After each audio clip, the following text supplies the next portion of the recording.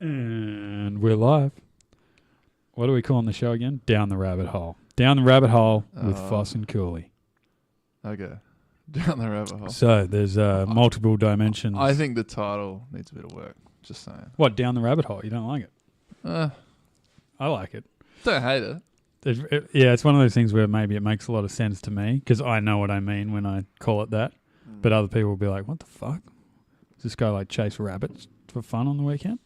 Is this a hunting show? I think it's a reference to Alice in Wonderland. Yeah, which I've never read. Probably a good idea to read the book before you reference it.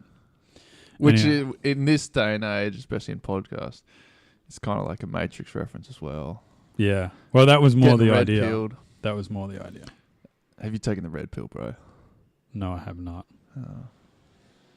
Okay, so what's the theory, mate? There's supernatural. There's no limits to the universe. Is that what you're saying? Yeah, okay. So this is just an idea that I've been thinking about for a while. And Yeah, you tried to explain this last time. I didn't get it. Okay, so basically the presuppositions of people in Western countries with a modern sensibility is that we live in a closed system, that we have the laws of nature, we live in a physical universe, and it's sort of like, I guess the thought picture you want to have is the world but with a lid on it. And so there's nothing coming in from the outside. Mm-hmm. Now, the ancient view of the world was that you had the natural world and the realm of men, but you also had the realm of the gods. And there were times when... So there is a supernatural component. Well, yeah, but I think supernatural these days, it's just got so many associations and baggage with the term. Yeah.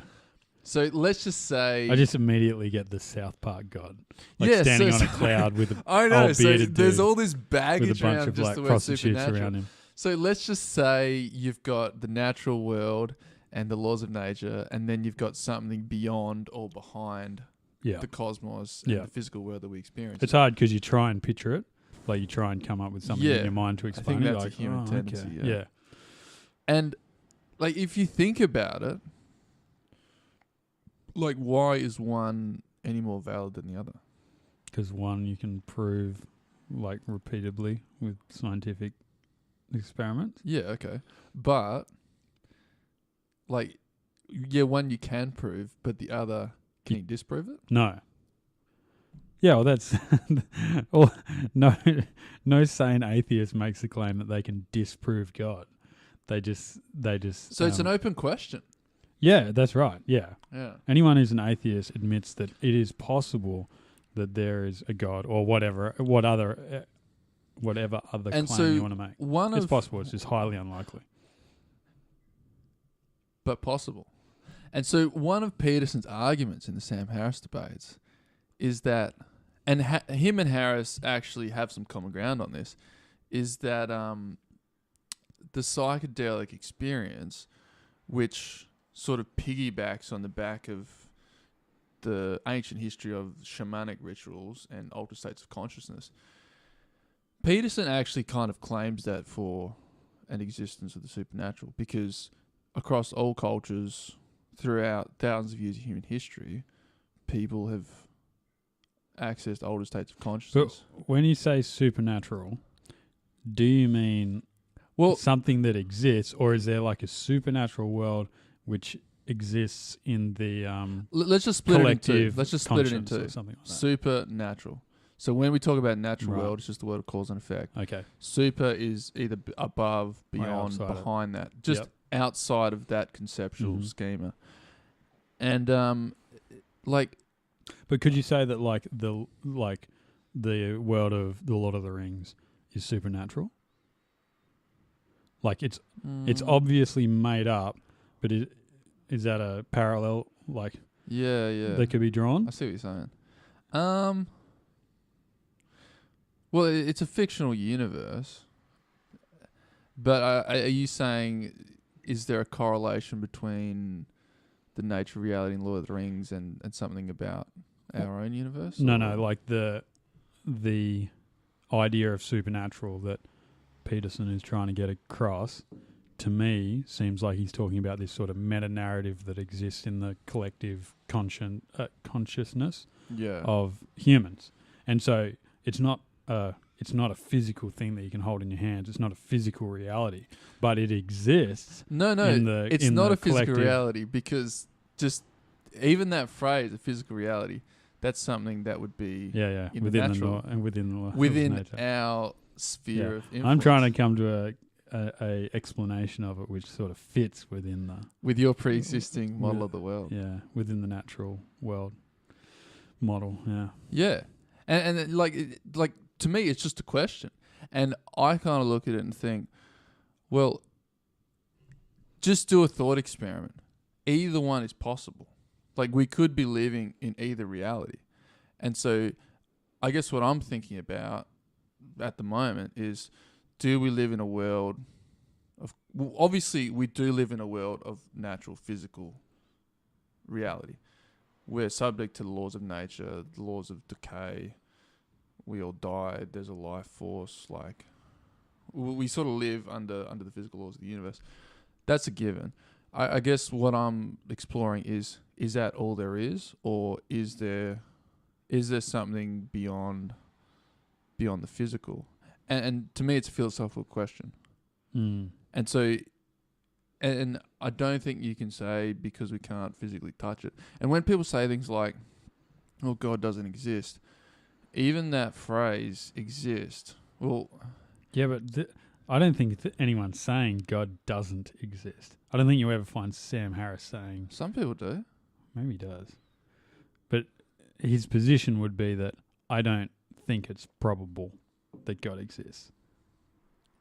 He might actually say God doesn't exist, because he's like, well, there's no difference between the two. So. But I think a technical... Like, if you understand the proper position of an atheist, it's just that it's highly, highly unlikely because we have no proof of it. So the idea... Well, like, and that's the thing. By their definition, we don't have any proof of it because they're living, their lens, their view, their entire view of the world is shaped through this closed box right, system. the closed loop system. Yeah. Mm. And so nothing from right, beyond so is this why that in. idea is sort of resonating? And so what they're saying is that there isn't any proof, but anything which could constitute proof, they disregard because it doesn't fit their existing model of the world as it is. And so I guess why I'm talking about this is because I've got theories. Did you have an obviously. experience? I mean, I have had experiences, but like, what's your take on all this? It's I get what you're saying, but for me it just comes back to, like, I'm very pragmatic with it all. I'm just like, okay, I'm just trying to work out what are the rules to live by that are likely to have the best outcome for me. Yeah. And from what I've seen and what I can tell, the science has come up with some pretty good answers of ways you should behave in order to maximize positive outcomes in your life. Yeah. That's not to say that it's mutually exclusive with the teachings of the Bible.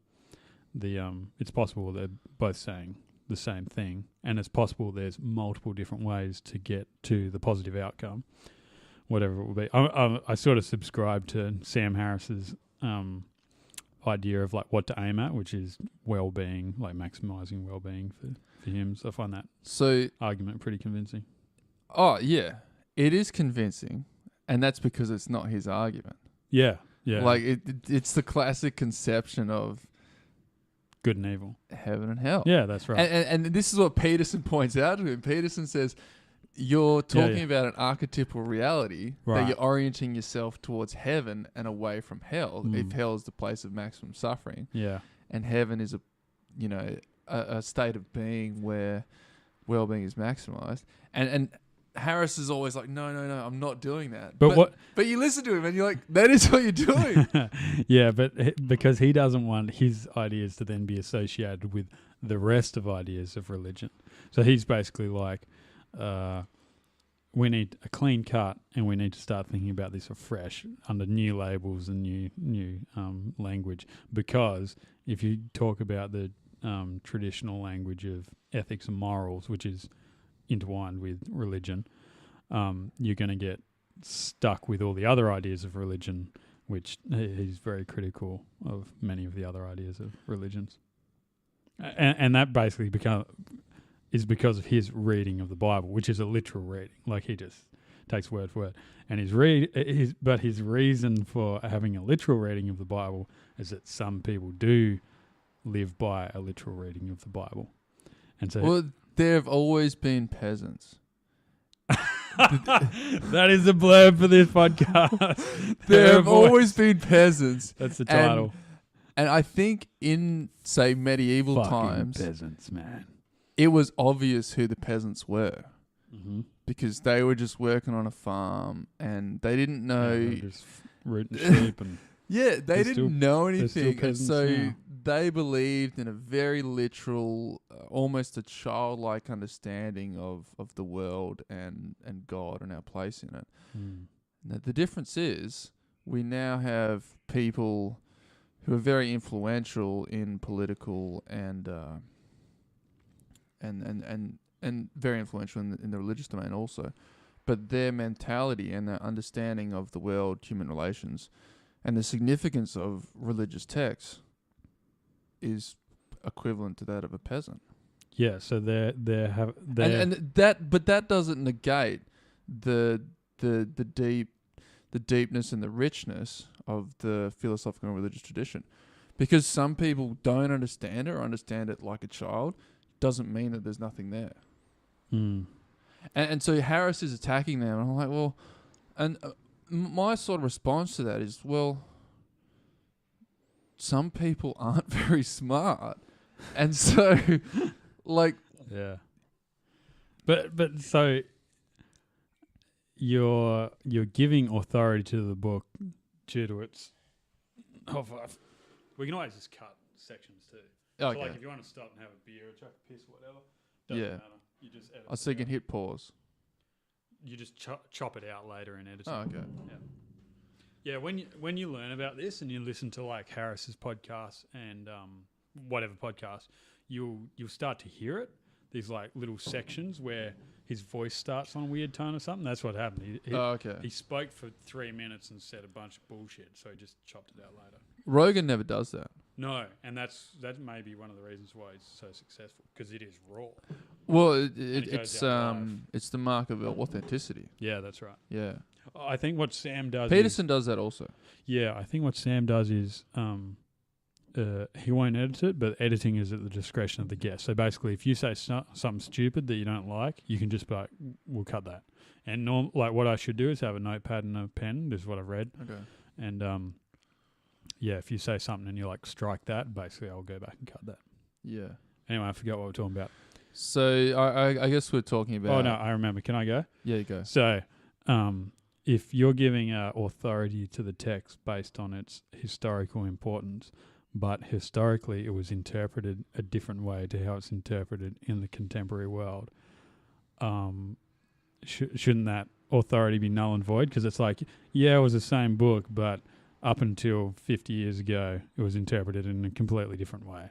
No, well, and here Sam Harris just sort of betrays his ignorance of the history of biblical scholarship. I mean, even before the time of Jesus, there was a Jewish scholar by the name, I think his name was Philo of Alexandria, and he was one of the first people to. I think there were people before him that did it, but he was one of the first to codify this approach, and that was the approach that you would read the Old Testament as an allegory. Oh, yeah. And so you sort of read it, and so on the surface, the story is, say it's about Moses and his confrontation with the Pharaoh, and so he was saying you can read that and read it as, okay, Moses is a symbol of, the voice of the oppressed, and Pharaoh symbolizes the evil tyrant or the evil king. It's a very Petersonian interpretation. And this was 50 years before the birth of Christ. Philo also came up with the idea, well, it wasn't his idea, it came from Greek philosophy of the logos, and that's the logos is the idea of the divine it's this idea of truth as a divine principle. And so he took this concept from Greek philosophy and applied it to the Jewish Old Testament. And then he read that back into Genesis. And it's almost like this personification or this abstraction of reason or truth as part of God itself. Yeah, so last time you said And so, like, it's not a new thing to read the Bible in terms of an archetypal understanding or a symbolic understanding. Yeah. It goes all the way back. So would you support a new version of the Bible which cut out any stories which have at first reading, at a literal reading, and give bad ideas and gives bad rules to live by? Would you support a new version of the Bible being put out by whoever that cuts out all those obviously bad stories, or the ones that, when read by a dumb person, are going to be interpreted literally and they're going to go off and do something stupid? So would you support that?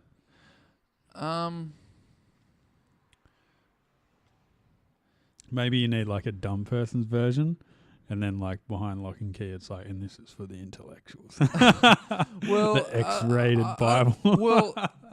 And so in the Catholic Church, so the Catholic is the biggest denomination. There's 1.3 billion Catholics in the world. There's very much an understanding that, yes, everyone in the church can read and has their own Bible and reads it for themselves. But you cannot just read the Bible and say, oh, I think it says this.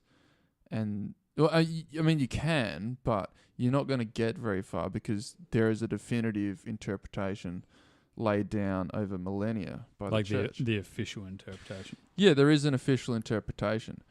And so, right, okay. A lot of the stuff that Sam Harris carps on about, and it's over and over again, is things like it tells you to stone people for adultery, or like God tells Abraham to sacrifice Isaac.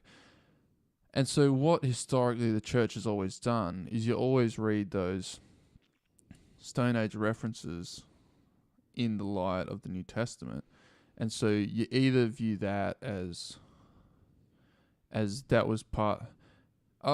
see, to me, a lot of it is just... It wasn't just a religious text for the ancient Israelites. It was also just their law. So it's like if you took the Babylonian law from 3,000 years ago, it would seem barbaric to us. It's the same thing. Right. And but then also... then why keep it? Because it represents the to me, it represents the evolution of Revelation. But why not put it in a museum? Why not delete it? Like these are good questions. You could still appreciate it, but like what we do with old laws, like there'd be some law book from England, 1755 or whatever, with some really dumb laws in it, and so you've still got it there. But it's like, that was when we were... Well, these are long-running debates because obviously a lot of religious people support the idea of, the divine inspiration of Scripture. And so to them, it's sacrilegious that you would take anything out of it. Right. And one of the rules is...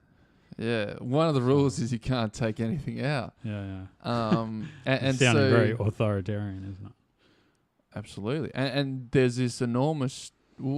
I think there's a really dark history to the church. And Sam Harris is right to point out this critique. If you look at, for example, the Inquisition, the Catholics would torture and then murder people for not converting to Catholicism. And so they would torture Jewish people, they would torture people.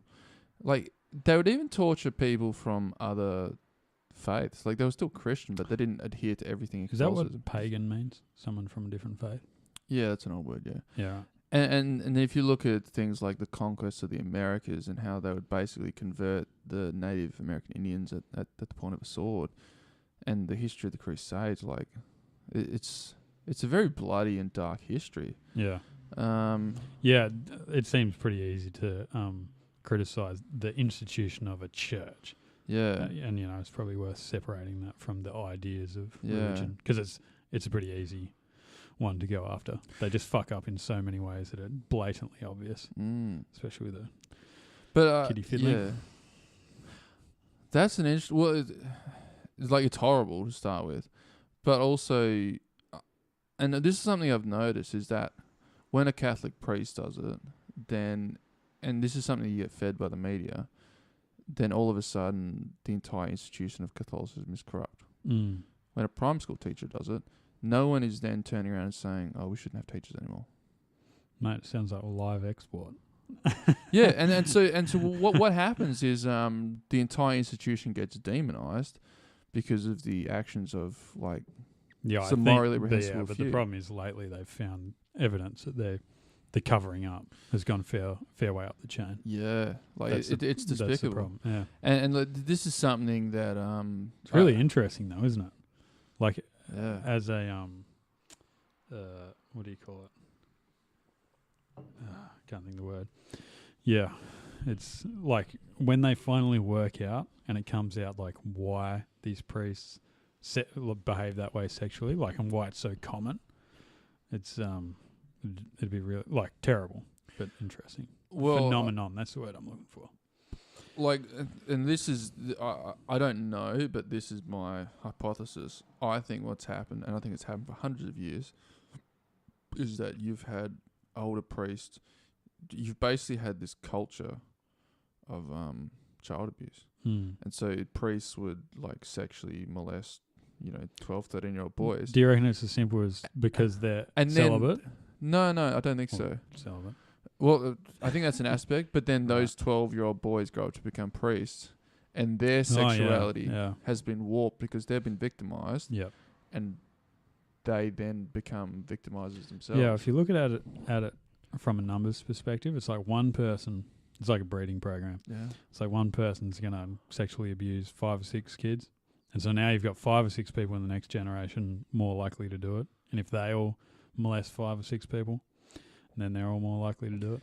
Yeah. I don't know if that's how it works. If it's that simple, it's like, I've Okay. been molested, so now I'm a molester. And so this brings Molester. us to one of the topics I really wanted to talk about is Boom. What is it?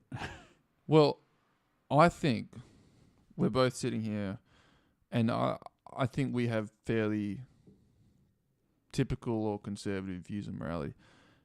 Would you say that a Catholic priest molesting a 12-year-old child is evil? Yes. And do you think that's culturally determined, or do you think that is objective? Do you think there's an objective standard of good and evil? Yes. Okay. Because it's caused suffering. But I think it's Yeah. a bit, you can see it from both perspectives. And this is something we agreed on in the 20th century as a species.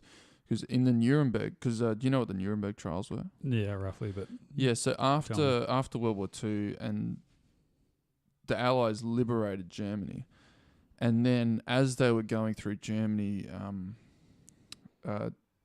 basically overthrowing the Nazi regime, they began to realize, wow, there are these death camps, and all these hundreds of thousands and millions of Jews and other outcasts of German society have been tortured and murdered. And they started to realize, wow, there was some really dark, depraved things, and it was happening on an epic scale. And then after that, they had the Nuremberg trials, and they put the ringleaders of the Nazi movement on trial and punished them. And also, that was the first time where we used the phrase crimes against humanity. And so what that signified is, as a Western society, we said there are some things, some evils which can be committed, which aren't culturally determined, which you can't explain away. This is just wrong in all times and all places, and it's a crime against humanity itself. And so, and to me, that was an affirmation that as a society we believe an objective standard of good and evil. And so, to a degree. to a degree, all right. So, I think that those internment camps or whatever they were calling them, concentration camps.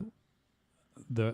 The reason why they're held up as the standard for evil is because it was seen as just completely pointless suffering.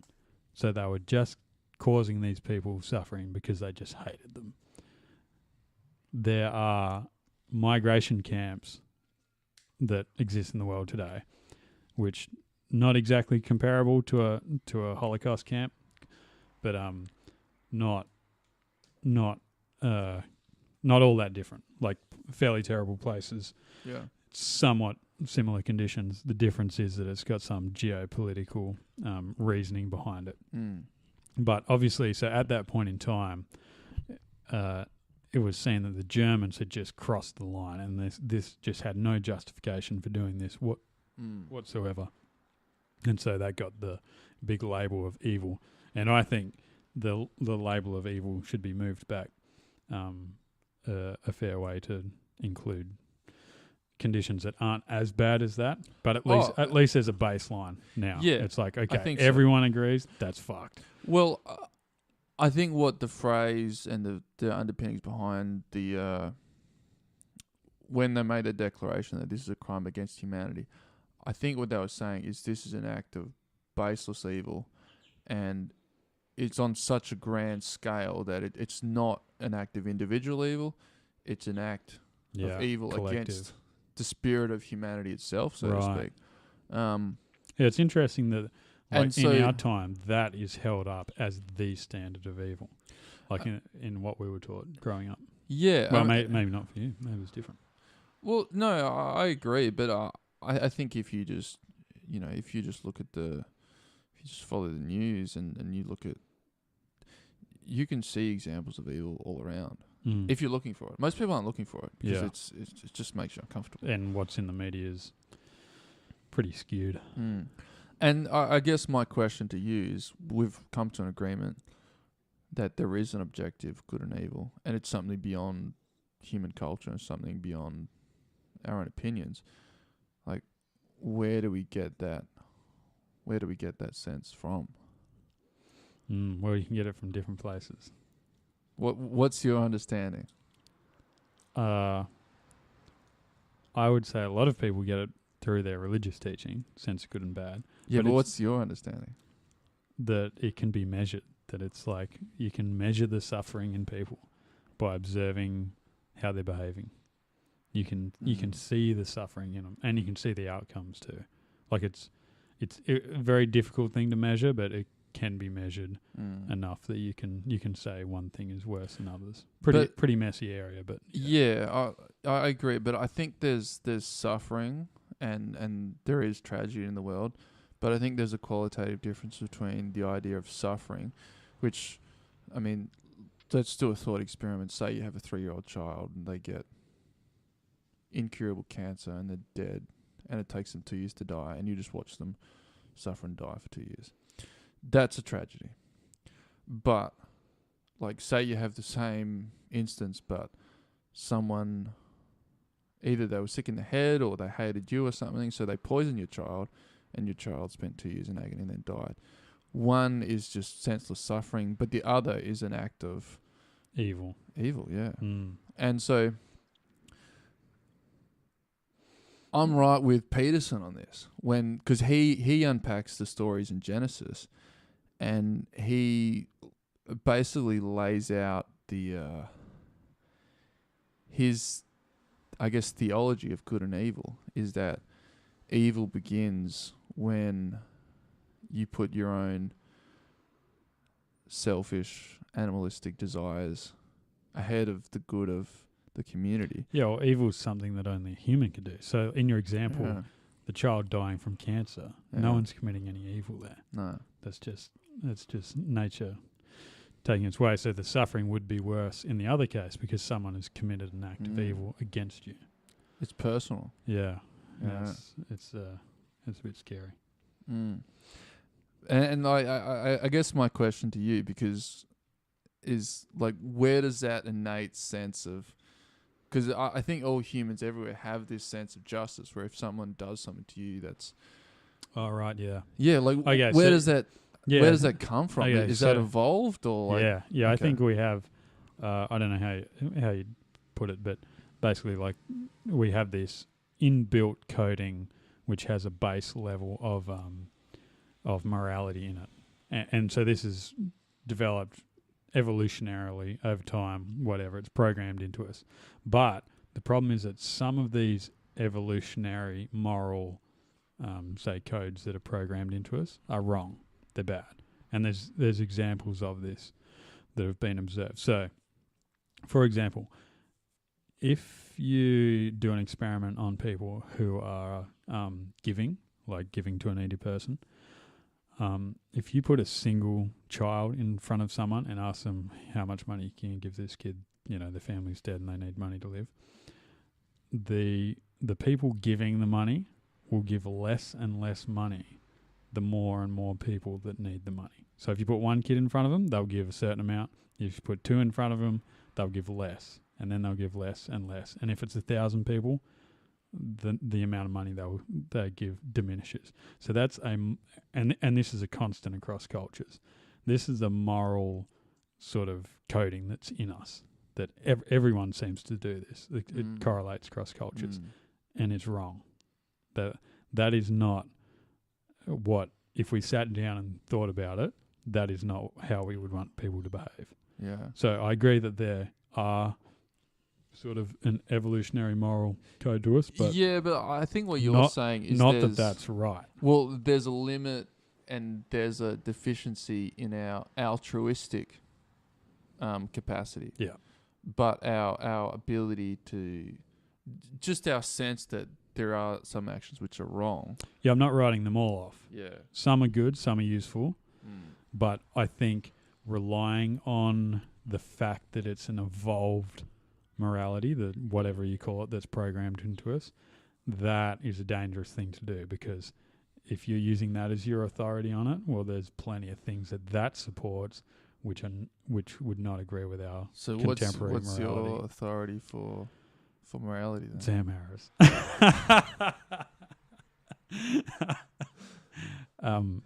Contemporary. Have you listened to the final podcast? No, I haven't yet. Oh, can't wait. Because you good. know what happened though? Because he actually ends up saying something. We need to live in truth and be guided. No, we need to live and act out of love and be guided by reason. Sam Harris is saying this. Okay, that makes sense. Yeah, but he's the rationality guy. What's your rational reason for saying you need to live a life of love? Like, well, because that maximizes well-being, being compassionate for each other and having empathy. So behind that is the idea that cooperation, like when humans cooperate well, good things tend to happen, and that's supported by the scientific literature. Don't you think it's naive, but? The worst things happen when cooperation breaks down. Yeah, but like I think that's a naive understanding because, like, yeah, it sounds like a great idea. Let's all act out of love. But think about your experience of life. Are most people living out of love or operating from a place of love? He's not claiming that they are. He's just saying we should live like that. Yeah, but how do we get there? By living out the values that have been, what do you call it, promoted by, say, the Enlightenment, that prevalent in modern literature, art, culture, the developed institutions of civilization. See, I think the piece that's missing is an understanding of evil. And so Peterson would agree with Harris. Oh, you think he's being naive of the existence of evil? And also... Right. Or the prevalence of it. The prevalence. Right. And so Peterson would say, yeah, that's a good idea. We should act out of love and we should be guided by the principles of reason and truth. Yeah. And we should strive to live rationally. But I think what he would say is the piece that you're missing is you have to understand that humans have the capacity for evil, and you have to understand that we've all got that capacity in our own hearts. Because one of Peterson's central motifs, so to speak, and it comes up again and again, is he says you have to recognize that when you read history, when you read about the evil deeds done, you have to recognize that as a human being, you have the capacity to be an Auschwitz camp guard. That's right. And so you have to wrestle with that and restrain that before you can be truly good. You have to acknowledge that darkness in your own psyche Right. before you can become Yeah, enlightened. that does seem And to come Sam up Harris, again and again in their conversation. yeah, and Sam Harris seems to live in this world where people are just naturally good. And I just listen to it and I think, well, people are not naturally good. Like, okay, so, That does seem to be what Peterson thinks also, but I don't agree with it. well, no, he's not saying people are not naturally good. I think Sam Harris would He's think that saying it's there's so a- obvious that he actually does understand that he doesn't even answer it. He just goes, "No, of course I believe in the prevalence of evil in the world today." It's obvious doesn't all say around that. us. Yeah. Well, mate, I think he doesn't defend it because he takes it as so blatantly obvious, self-evident. That would be my guess. Could be wrong. Well, yeah, I'm not so sure. Yeah. Like, But I think it's a good criticism of Sam Harris that he doesn't offer the vehicle, or offer an idea of what the vehicle might look like for getting across these, say, developed Enlightenment ideals that he talks about. Other than, having a a degree in literature or something like that. Like, you've got to do a lot of reading and a lot of thinking to get to a point where you understand and embody the ideas that he's trying to get across. Whereas we talked about this last time. It's like with the religion, it's like, here's the Bible, there's the guide, and here's an interpretation of it through your church. Go to your practice every Sunday. We'll teach you how to interpret it. And there you go. That's the vehicle for getting across the ideas. And some of them might be misguided, but it's better than the 25-year-old youth of today who's just on the internet, just reading everything and anything without a filter, and he doesn't even have a moral up or down. So yeah, I think that's a good criticism of Sam Harris. And I think my suspicion with Sam is he lives in this bubble of A graders. People. Oh, absolutely. When they're having these conversations, they Like can the just 1% of the 1% in And terms of intelligence and he can education. talk to people and he can just assume that that guy's read Plato and Socrates and probably browsed the Bible, and like he's got a literary base so they've got this common language that they're all talking, and I don't think he understands that the layperson doesn't have that. Like, not even close. Like, how many of your friends do you go, when was the last time you read a book? And they're like, year 10, like when they made me read a book. And I read like a paragraph at the start and a paragraph at the end and failed. It's a lot of people. Yeah, and Sam Harris I think assumes that there's a collective understanding of art, culture, and literature because he lives in this bubble of, Ivy League fuckwits. Well, I shouldn't say fuckwits. I'll edit that out. yeah, edit that out. I was on a roll. Hey, have you noticed this with Joe Rogan? I understand what you're saying. Right. Have you noticed this with Joe Rogan? He did it to Michaela Peterson the other day. He'll get going on something, and then you can just see it clicks in his mind that, this is going to get turned into a 3-minute motivational clip on YouTube, and he just starts blasting, and he's just like, whatever I'm doing, I'm just going to keep doing it because I'm on a roll, and he just goes for it. And I reckon it's because all these clips, and he's seen them, and now he's like, when I get started, it's like, this is another one. Tomorrow, this is going to be a 2-minute clip. Millions of views. Got to make this good. Yeah, no, I think so. It seems to derail conversations. Yeah, well, and I thought that was a pretty average moment in the conversation. Yeah, I with turned Michaela. off pretty soon after that. And Hey, let's talk about diet. 'Cause it's, yeah, let's do it. so, what do you think about how much of that did you listen to? A fair chunk of it, not all of it, but I've listened to other podcasts Michaela Peterson's done. What do you reckon of her and her position? So this is something that our modern obsession with clinically randomized controlled trials and large epidemiologically based science. What does misses that out on. mean? What does epidemiology mean? Epidemiology is the study of populations. Oh, so okay. Let's say you look at the population of people of Chinese descent living in the US, and Because you see some people be like, what are the commonalities dismiss that between because it's an epidemiology study. But then other people were like, oh, look at this great but it's looking at epidemiology large sample sizes, study. Right, okay. and Which so I imagine has its positives and negatives. has its positives. But Strengths and the weaknesses. negatives is, how can you do a large sample size study of people with the idiosyncratic cluster of symptoms that Michaela Peterson has. You Yeah. can't because Yeah. there's only one of it. Like, she's got such a unique medical history. Yep. And you that comes across and when she talks, and she's talking about how she had idiopathic juvenile arthritis, she had chronic depression, she couldn't. Yeah, she's an outlier. Yeah, she had all these really strange symptoms, and she was on this cocktail of medications, and nothing worked. And the only thing that seemed to work was going on what seems to be a meat-only diet. Well, she had an autoimmune disease, which basically means your own immune system is just attacking your own body because it's flat out. Your immune system's just running riot. Yeah. And so there's something causing that. It's something to do about with food. something yeah. about the modern Yeah. But the weird thing the additives in modern is when foods. people who don't have an autoimmune disorder go, oh, look at this girl. I'm going to do what she did because I've got a sore knee or like, I feel a bit depressed. Like some mornings I wake up and I'm tired. I'm going to do what she does. Like, yeah, it's... Well, you tried it out. Yeah, I tried it. Why not? Fuck it. But like, what was your experience, and why are you not doing it anymore?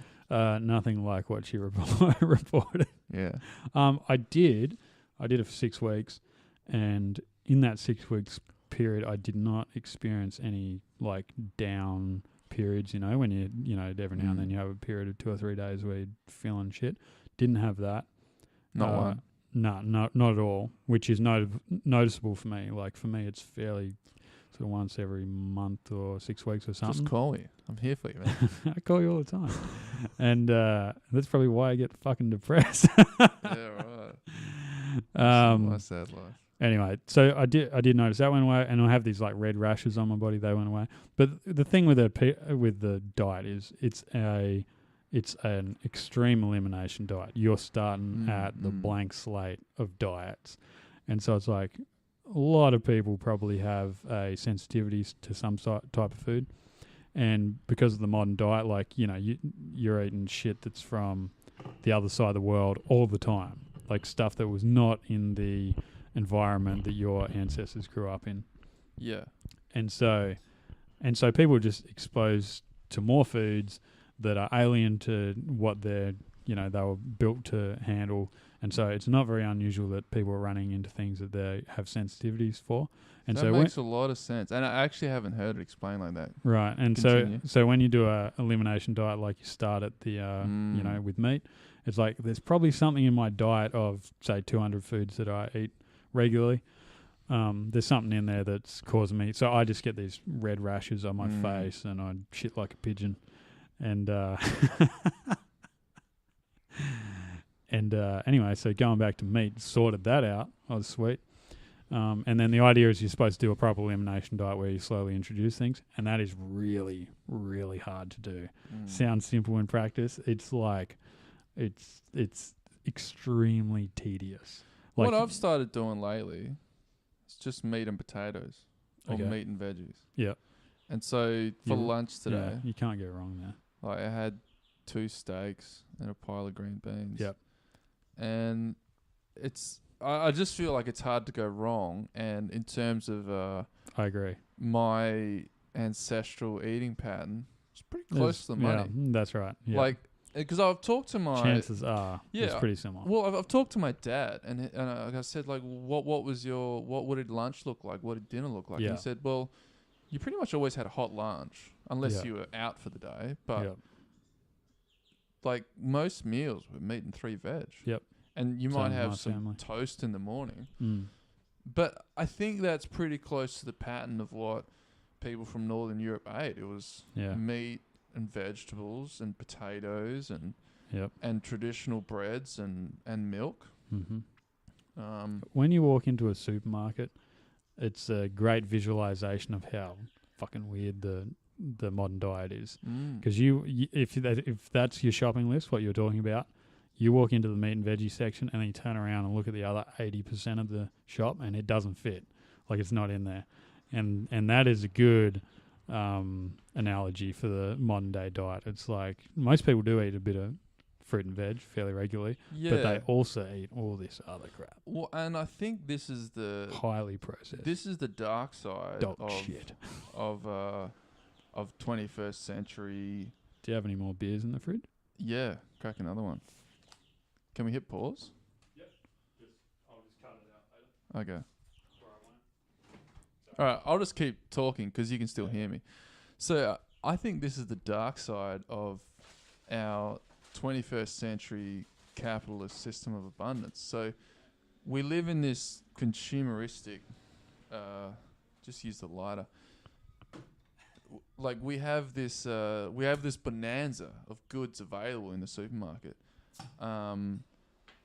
but it's not necessarily good for us. So there's this idea that you can have everything you ever wanted and all the pleasure and all the mouth pleasure you ever wanted, but in the long run, it's not good for you. And I think the same is true of just the ability to go to get on eBay or to get on Amazon and buy anything you want, or go on Pornhub and look at 1,000 different beautiful women doing all sorts of depraved things. Like, I think we live in the age of the super stimulus, and so our technology and the drive to acquire more resources has led our economy to a point where, because companies want to make money of us, they've realized we don't just want to stimulate natural desires. We want to take a natural desire and give it a super stimulus, and then you'll get people hooked, in a sense, in this cycle. And that's what you see with people who are addicted to food, addicted to gambling. Like, go to Burswood or Crown Casino. But think about a guy. It's not a natural environment for a human being. Think about It's a super guy who stimulus. just eats whatever he wants. So he just eats chips and burgers and whatever, and then watches Pornhub flat out. He's on Netflix. Excuse me. You know, what's he doing? He's just living on impulse. Yeah. And like, I would say that was me when I was 18. Like, oh my God. It was just, you just didn't think about anything. You were the just monkey mind. You isn't it? you were the monkey mind. Yeah. And then the further departed you get from that, the better. Seems to be the way. Yeah. There's good indulgences, but in extreme moderation, And see, I would say. to me, as I suck on a delicious beer. And see, to me, what we're discussing is an expression of an ancient religious truth that you should be temperate. And there's a sense where... Amen, brother. Amen. There's a sense where, like, you have to control and regulate the animal desires in order to be fully human. Yeah, which is like a Stoic principle and, you know, prevalent in Greek philosophy. Yeah. Yeah. It's... Oh, and so... And edit that out. Cut that! And so... And that's all the shit they cut. Like, you know when Sam Harris goes... okay. Yeah. And have you seen that video where it's 5 minutes of Sam Harris going... Is that on Charmian? Yeah, that guy's nuts. I've been watching all his shit. And it's getting creepy now. Like, he's getting so good at it. Some of you Have you seen the one Jordan Peterson and Dave Rubin do a porn? Nah. Oh, it's so good. I'll check that out. Anyway, what was I saying? We'll put that in the show notes. Before we got derailed. I felt like I was going to make a really profound point. I derailed that. Yeah. You felt that the... something about restraining the animal restraining self. yourself against impulsive behavior is a... It's a necessary virtue. It's... Yeah. I was going somewhere else. Sorry, bro. Can we rewind the tape? Anyway, I think the modern diet is a great example Yeah. of how misguided and how really bad civilization is for maximizing for the things that matter. Like, we are extremely good at working out how to make sure there's like 20 varieties of chips, all of which are bad for you on the shelf. Like, we're so good at doing things that are not good for us.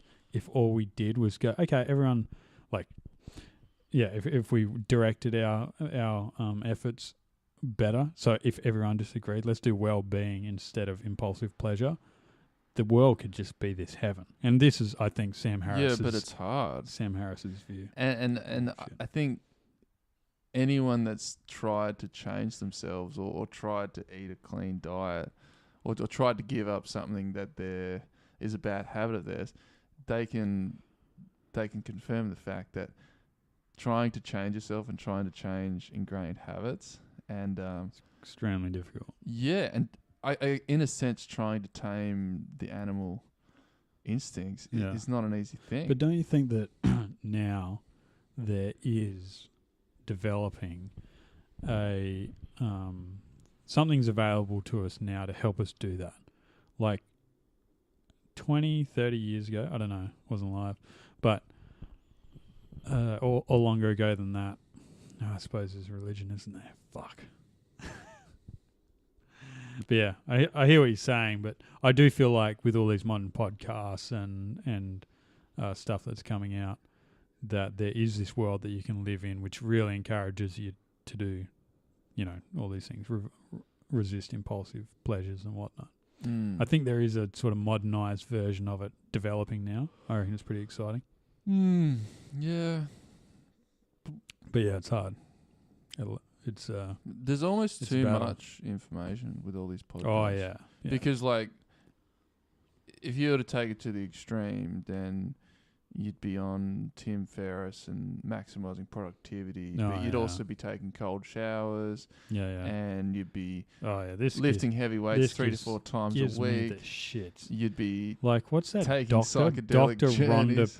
Patrick, and they just all obsess over. And every time, if all you did was sat down during or a Tim Ferriss podcast and wrote down all his advice, you would be flat out following it. Yeah. And most of it's just bullshit. It's like you should supplement with 3 milligrams of this bizarre, unheard of vitamin because there's this bizarre, unheard of study that suggests maybe it'll promote longevity in your life or something. And he doesn't practice what he preaches. That's the thing that gives me the shit. Because he's a shill. He's just getting paid. Yeah. There's a documentary of like a day in the life of Tim Ferriss.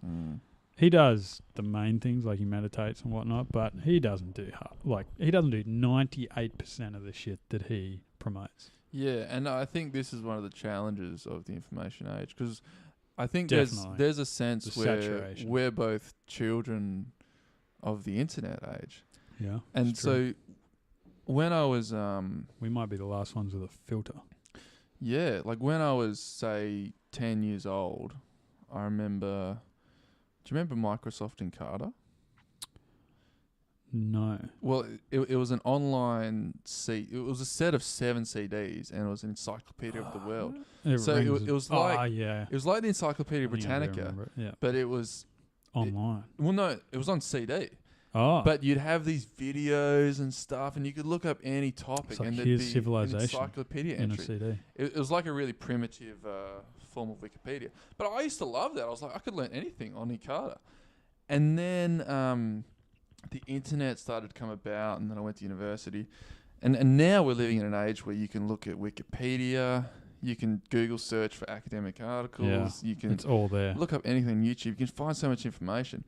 But there's a real sense where, like, are you getting knowledge or are you getting wisdom? And so I think the critical aspect of finding your way forward is having the cognitive, I guess, architecture or the cognitive tool set to recognize when something is of value and when it's just more chatter. Having that critical mind. And I think that's a form of wisdom. There's this problem where that people think that new ideas are always good.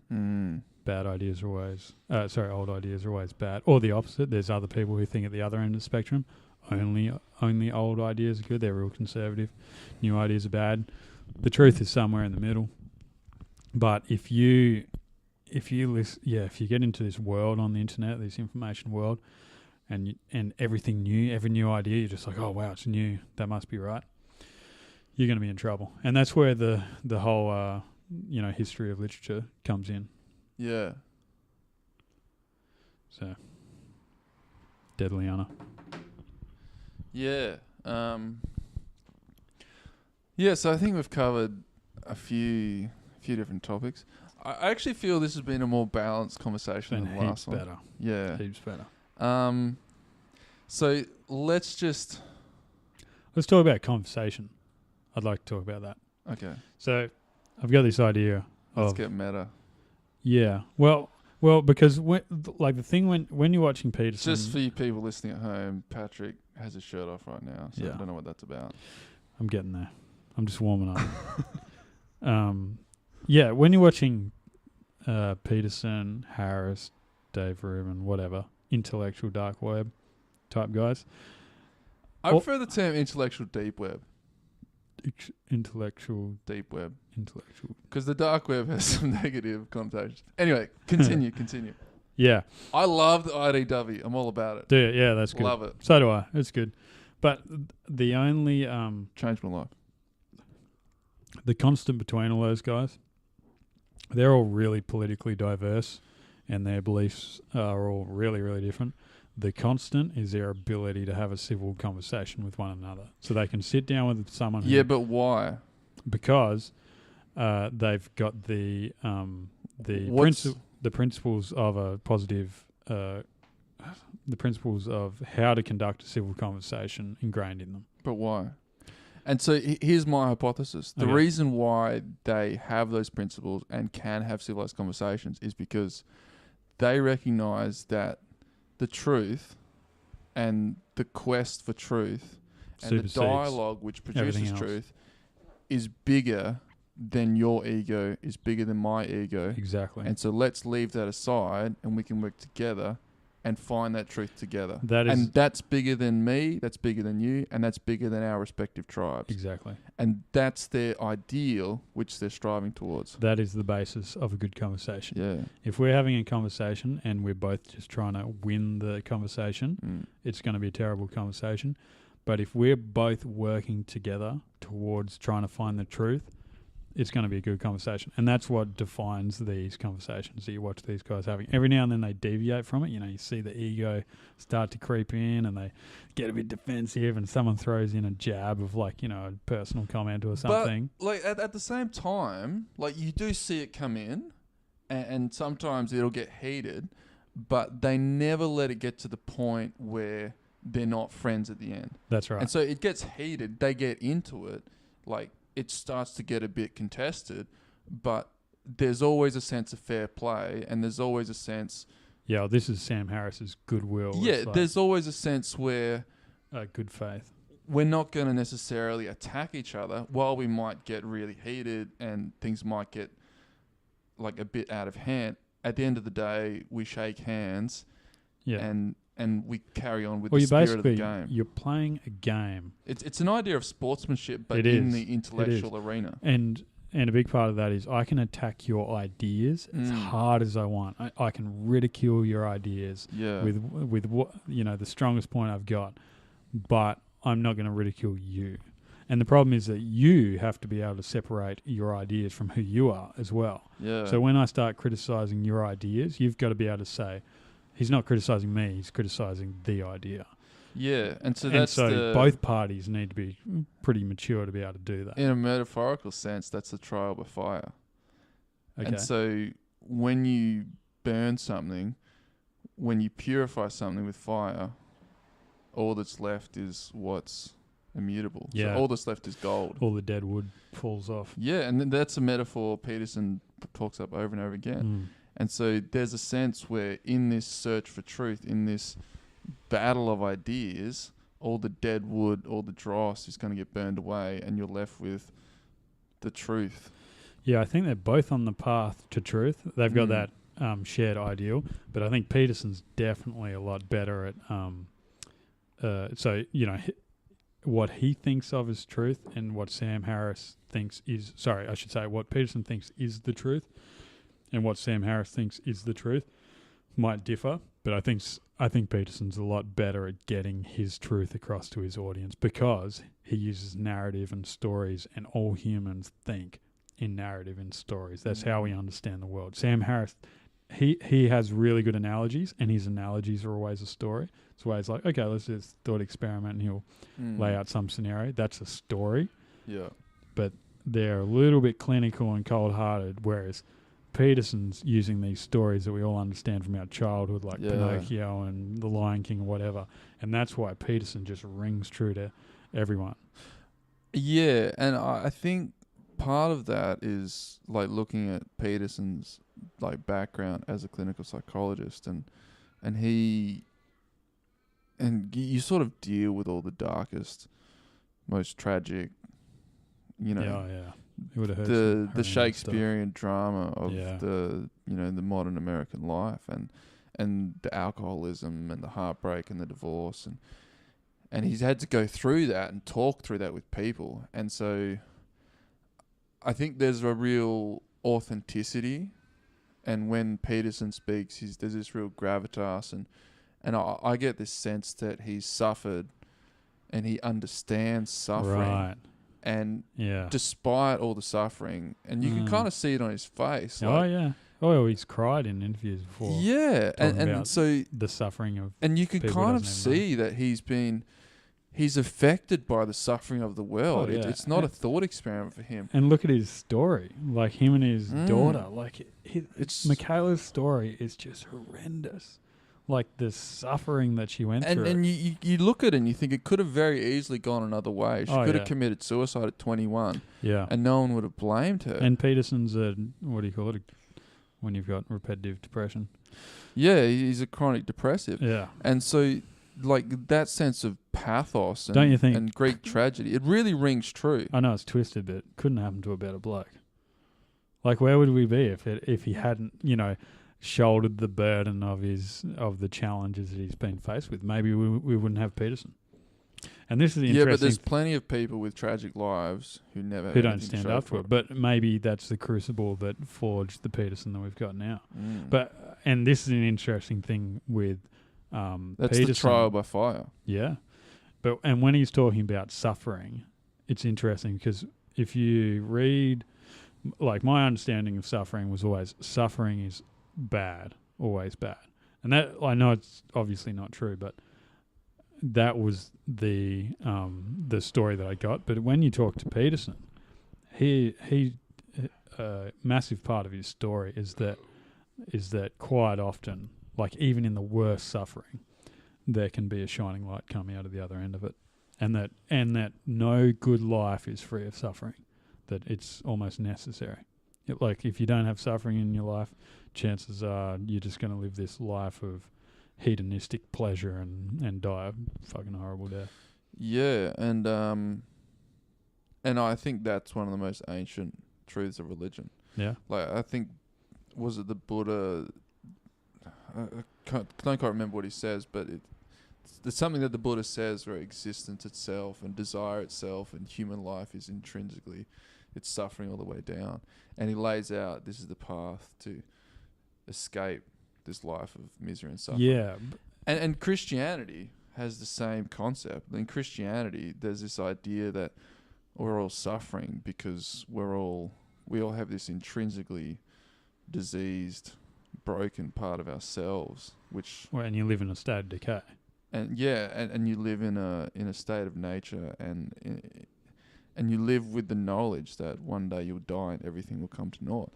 And so, to me, that's the start of all true philosophy and all true religion, that you acknowledge the most tragic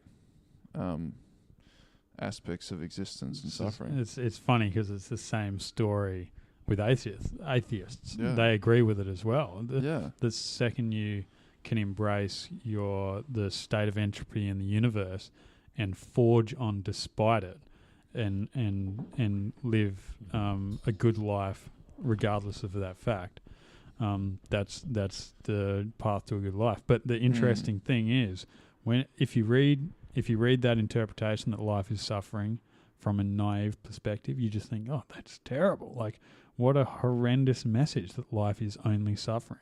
But once you've heard the interpretation, you go, oh, he's saying suffering, but it's a suffering with a silver lining. Like it's not always a silver lining. not always, but Yeah.